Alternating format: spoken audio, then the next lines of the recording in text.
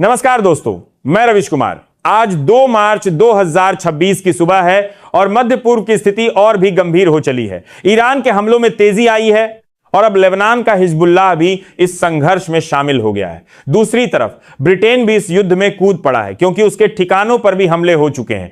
Iran के Islamic revolutionary guard corps यानी IRGC ने कुछ ऐसी चौंकाने वाली जानकारियां साझा की हैं कि आप हैरान रह जाएंगे। उन्होंने दावा किया है कि 20 से अधिक अमेरिकी ठिकानों पर हमले किए गए हैं। साथ ही IRGC ने अमेरिकी एयरक्राफ्ट कैरियर अब्राहम लिंकन पर हमले को लेकर भी बयान जारी किया है। इस छोटे से वीडियो में ढेर सारी डिटेल्स और तस्वीरें हैं, तो आखिर तक बने रहिए। हम हर खबर को गहराई से समझेंगे ताकि आप सच्चाई जान सकें।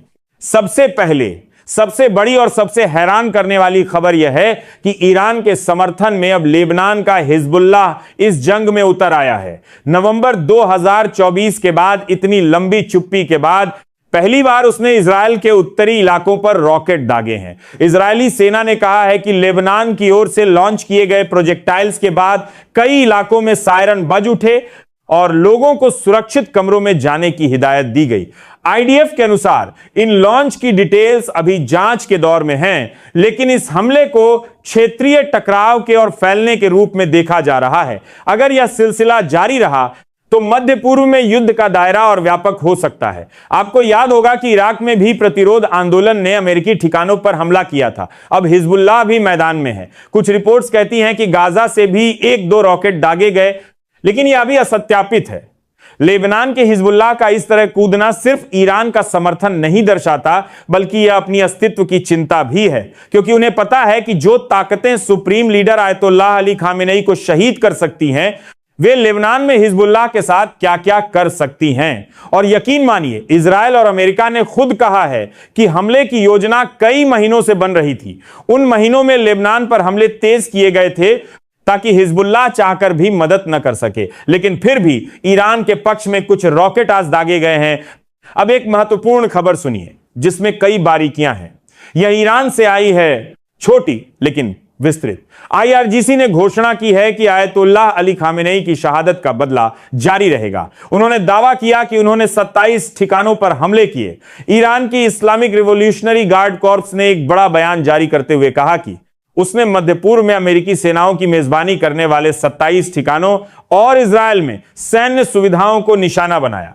इस बीच कतर और संयुक्त अरब अमीरात में अब भी विस्फोटों की आवाजें सुनाई दे रही हैं, जिससे पूरे क्षेत्र में तनाव और बढ़ गया है। ईरान के खात्मा अल अंबिया मुख्यालय के प्रवक्ता ने कहा कि हमलों की 7वीं और 8वीं लहर में अमेरिकी और इजरायली ताकतों को सीधे टारगेट किया गया। ये लहरें कल शाम से शुरू हुई थी। ईरान के बयान के तीजे तकासी के दरअसल बराज जो कोल 2 सदार राबदा ये मुताबिक IRGC ने अमेरिका के aircraft carrier USS Abraham Lincoln Kuwait और बहरीन में अमेरिकी ठिकानों और फारस की खाड़ी के स्थानों पर मिसाइल और ड्रोन से हमले किए। साथ ही फारस की खाड़ी में अमेरिकी और ब्रिटिश टैंकरों को भी निशाना बनाने का दावा किया गया।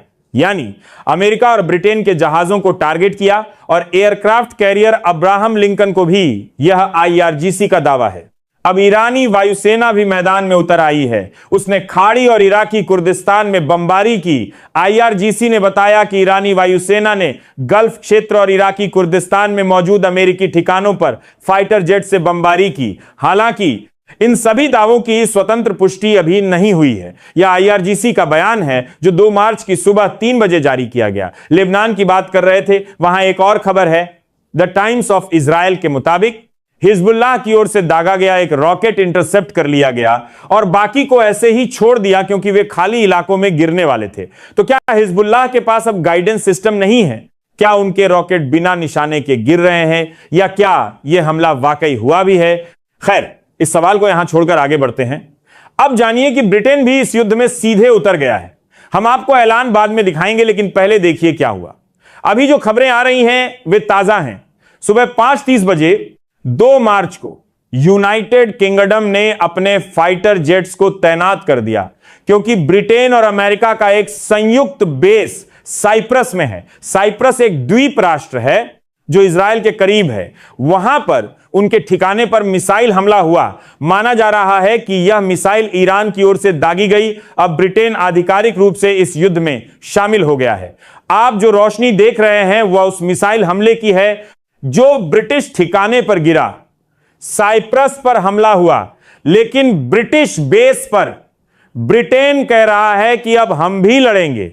साइप्रस एयर ट्रैफिक को देखिए, एक मैप है जो विगार्ड ने साझा किया। उसमें लिखा है कि साइप्रस के एयर ट्रैफिक कंट्रोल ने एक पायलट से बात की जो हवा में था। सुबह 5:15 बजे की खबर है कि अक्रोटरी मिलिट्री बेस से बात करते हुए कहा गया कि बहुत सारी मिसाइलें साइप्रस और बेरूत के बीच आसमान में दिख रही हैं।